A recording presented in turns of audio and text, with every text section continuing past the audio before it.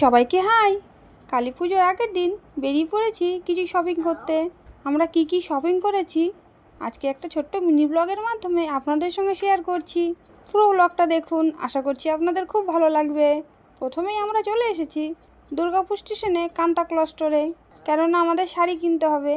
যে কোনো অনুষ্ঠানে শাড়ি কিনতে হলে আমি কিন্তু এখানেই আসি। আসলে এখানে প্রচুর শাড়ি আছে, নিজের পছন্দ মতন একটা না একটা শাড়ি ঠিক পেয়েই যাই।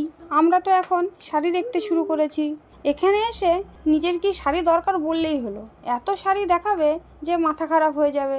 আমরা তো শাড়ি দেখে দেখে চিন্তায় পড়ে গেছি কোনটা ছেড়ে কোনটা নিই। যাই হোক, নিজেদের পছন্দ মতন শাড়ি কিনে বাইরে চলে এসেছি। এরপরে চলে যাচ্ছি সোজা বাড়ি। আসলে ছেলেকে ঘরে রেখে এসেছি, ও ঘুমাচ্ছে, তাই ঘরে এসে ছেলেকে রেডি করিয়ে নিয়ে আবার বেরিয়ে পড়ছি বাকি জিনিসগুলো কিনতে। আমরা আবার বেরিয়ে পড়লাম, সোজা চলে এসেছি বেনাচিটি সিটি স্টাইলে। চলুন এবার ভেতরে যাই আর যা যা আমাদের দরকার এক এক করে দেখতে শুরু করি। আমি তো ওপরে এসেই এই সোয়েট শার্টগুলো দেখতে শুরু করেছি, বেশ ভালো ভালো ছিল। আমি তো এদিকে সোয়েট শার্টের কালার পছন্দ করছি, আর আমার ছেলে কোথার থেকে এই দুটো প্লেন পেয়েছে। ভালো করে দেখলাম, তারপরে চোখে পড়লো এই কোণাতে বাচ্চাদের অনেক খেলনা রাখা আছে। ও এখান থেকেই ওই প্লেনগুলো তুলেছে। এরপরে ওই প্লেনগুলো তো কিছুতেই ছাড়বে না, এমনকি বিল করতেও দিচ্ছে না।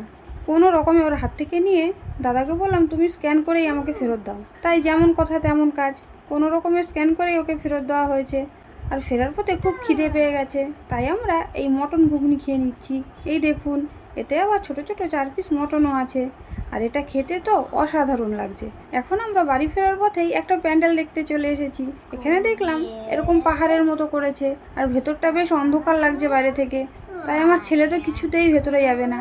যাই হোক, বুঝিয়ে সুঝিয়ে যখন ভেতরে নিয়ে আসলাম, দেখলাম প্যান্ডেলের কাজ এখনও বাকি, এখনও কাজ চলছে।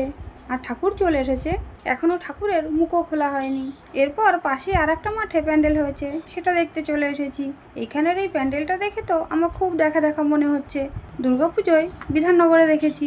যাই হোক, প্যান্ডেলের ভেতরটা তো অনেক সুন্দর লাগছে, আর এখানে মায়ের মূর্তিটা অনেক সুন্দর লাগছে আমার। আর বেরোনোর পথে এই লাইটগুলো বেশ মন কাড়েছে আমার, তাই দাঁড়িয়ে পড়েছি। দেখুন কি সুন্দর ঝাড়বাতির মতন ঝুলছে। এরপরে বাড়ি এসে ছেলের খেলনাগুলো দেখছি, হেলিকপ্টারটা ঠেললে পাখাগুলো ঘুরছে, আর এরোপ্লেনটা ঠেললে ডানা ঝাপটাচ্ছে। বেশ সুন্দর খেলনা পছন্দ করেছে ছেলে। এই হলো আজকের আমাদের সব শপিং, একটা একটা করে চলুন দেখাই। আর আজকের এই মিনি ব্লগটা তাহলে এখানেই শেষ করছি। খুব শীঘ্রই দেখা হবে অন্য একটা ব্লগে। আর আমার এই ব্লগটা শেষ পর্যন্ত দেখার জন্য আপনাকে অনেক অনেক ধন্যবাদ। Tata, good night.